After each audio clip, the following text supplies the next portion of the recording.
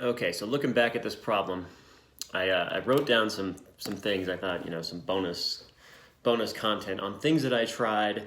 I wanted to go through, the things that I experimented with and kind of just give you a few thoughts on, whether or not those things that I tried were beneficial or a waste of time.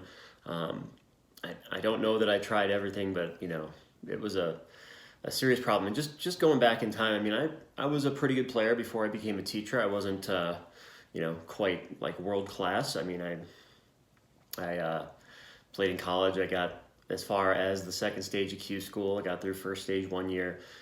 When I came out in the section events, I gave up playing after about 6 years, and was just started competing in like the local section events. And for the first 3 or 4 years, I was pretty successful. I had a handful of wins. I was the apprentice player of the year before I got my Class A membership.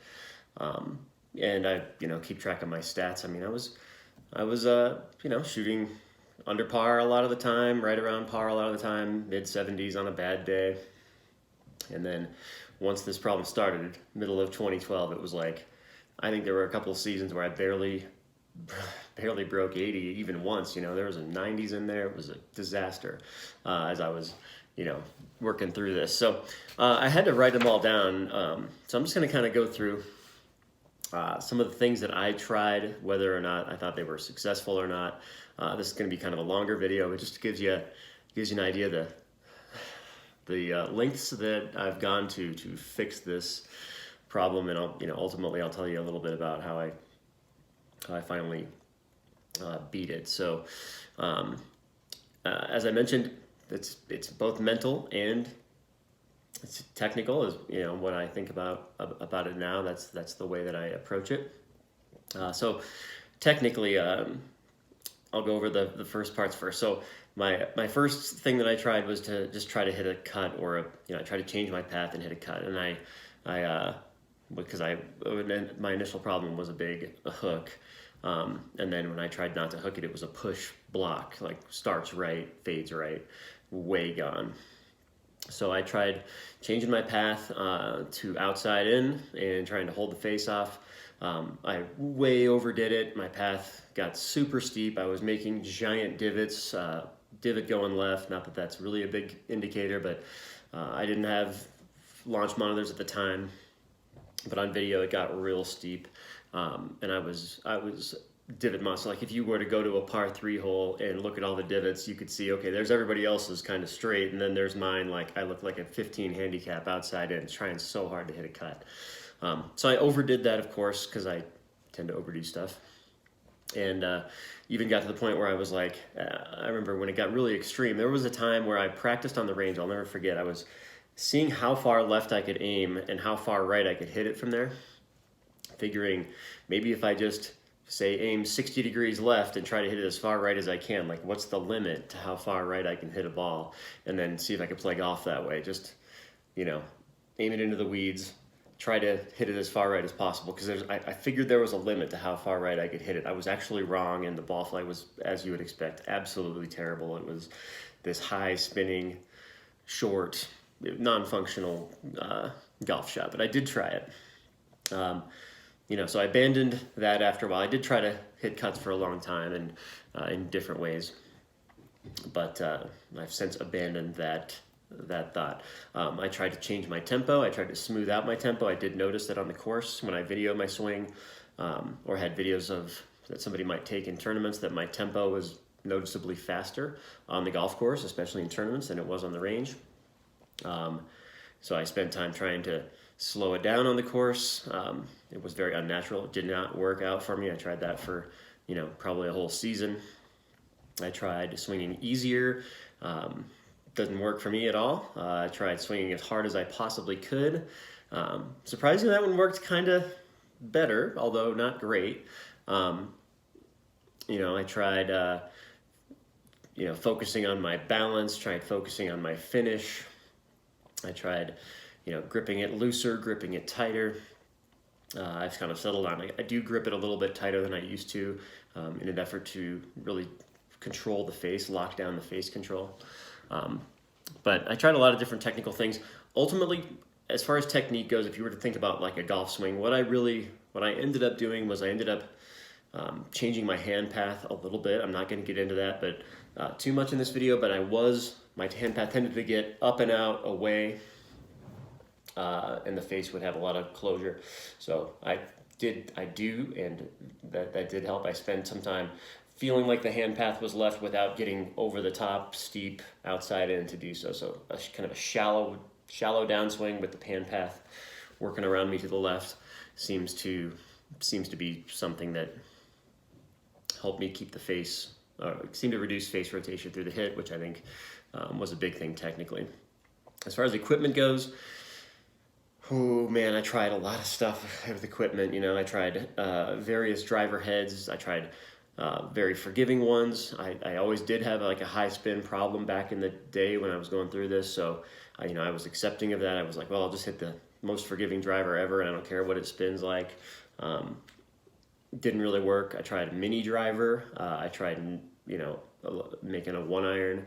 I tried a shorter driver shaft, which I actually had some success with for a while. Although I would say as I was going through the final slaying of the demons, I was using a shorter driver shaft, and once I got rid of them, I've since gone back to just a regular length shaft, and I'm seeing some distance benefits from that without any demon problems. So I can't say the shorter shaft helped. I will say that I did use one for quite a while. I think it was like a 44-inch driver shaft, or 44 and a half, and now I'm back to 45 and a quarter.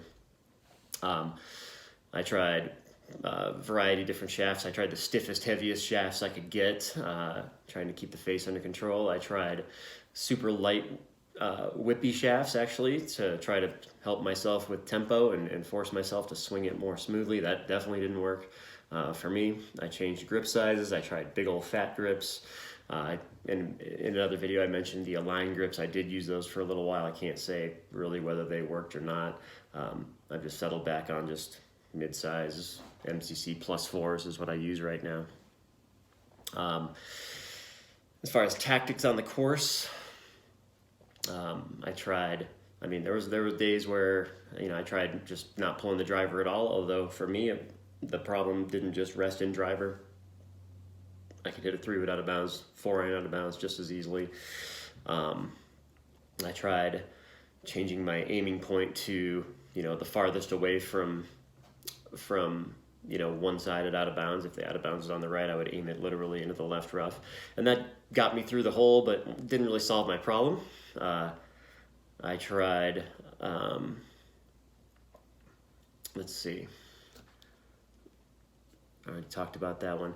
What I would recommend on that, and this is not strokes gained optimal. It's not decade optimal, but I did decide for like a year to hit to the fattest part of findable, where I could still hit the green, and that did a lot for my confidence. Like I would, maybe for example, the landing zone for driver was 65 yards, which was wide enough, barely, but if it was like 90 yards at hybrid or 3-iron distance, I would just hit that shot and just accept the longer shot. And I knew that it's not strokes gained optimal. It was not.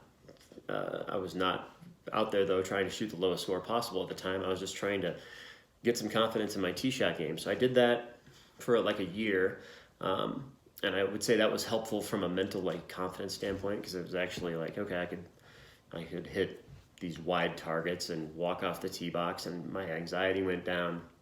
Since then, I'm back to kind of a strokes gained optimal tactical strategy. If it's wide enough at driver, I'm hitting driver most of the time. Mentally, I tried so many things. I read, all the books. I read, obviously Rotella. I read Dr. Cook. I read, Vision 54. I read Gio Valianti stuff. I went and saw sports psychologists. I've gotten hypnotized. I can't say if that's was helpful or not. I got hypnotized. It wasn't like I changed my game immediately. Although since then I've, that was one of the steps I took on the way. I don't know exactly what happened while I was, was under, so to speak, but you know, I've tried it. Um, on the golf course, I tried, you know, thinking about the shot. I tried thinking about the shot shape. I tried thinking about my swing. I tried thinking about, you know, very focused, tight, small targets. I tried just focusing on a big, wide window, which actually is preferable for me. I mean, nowadays, just so you know, when I look at a tee shot, I imagine that window. I map it out in my mind. This in one of the earlier videos, the bonus video, I talk about doing this on the course and helping me frame my findable zone. I do aim at a spot in the middle of that, but I'm not like trying to steer it onto that spot. I'm just aligning my body that way and hoping to kick a field goal, so to speak. I tried things with breathing. I tried things with tempo trainers. Mentally, I mean, I tried Timothy Caldwell third-person stuff. I tried visualizing swings I liked. I tried imagining I was somebody else. You know, all kinds of stuff. Nowadays, mentally, basically all I do, and you know, this may sound weird. I basically, you know, see my window, I pick the middle of it, get my body aimed, and I just kind of grip the thing tight and try to keep it straight, you know, try to keep the club face as square as I can, or what feels like square, and I practice that all the time. So that's the extent of like what I'm thinking about in my swing. I definitely at this point in time, I swing it aggressively. I've been pursuing more club head speed now that the demon problem is gone. So I just let it rip and assume it's going to be fine. So, you know, that's a lot of stuff. You know, a lot of things to try. I would say for me, the things that helped the most were hitting two big windows in practice and on the course. That's kind of a decade mentality, so to speak. I played two suboptimal targets, the widest possible targets, for a while to get my confidence up. I experimented with all kinds of equipment. I've told you what worked for me and what didn't work, but like, it's worth experimenting for yourself. You know, try out different styles of driver heads, try different styles of shafts, lengths of shafts, different kinds of grips on the club. You know, you might find something that works well for you, and you know, might be different than for me, and that's totally fine. But like, experimentation is a good thing, I think, and it's not like it's not like you can make it any worse. When you got the demons real bad, don't be afraid to try stuff, because like, you're just going out and doing what you've been doing isn't going to produce a good result. So experiment with all of the above. Try different mental focal points. You know, try thinking about your swing or the target or the shot shape. Like, experiment with all that stuff. Mess with your tempo. Mess with your grip tension and tightness. You know, if you're working with an instructor, certainly, you know, like I mentioned earlier, I have a TrackMan.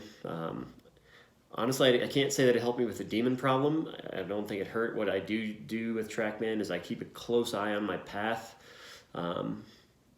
over time, and just kind of make sure it's where I want it for the shots that I want to hit. So as I mentioned, I want to hit pretty straight shots. I try to make sure my path doesn't get too much, you know, 1 degree or either way a 0.